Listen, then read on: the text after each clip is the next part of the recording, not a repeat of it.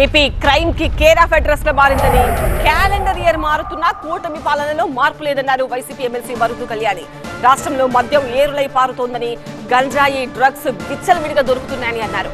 మహిళలకు ఇచ్చిన హామీలు కూటమి ప్రభుత్వం అమలు చేయలేదని ఎమ్మెల్సీ వరుదు కళ్యాణి విమర్శించారు.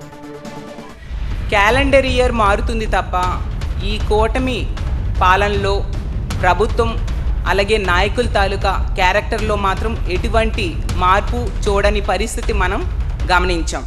2025వ సంవత్సరం కూటమి పాలనలో శాంతి భద్రతల్లో పూర్తిగా వైఫల్యం చెందింది.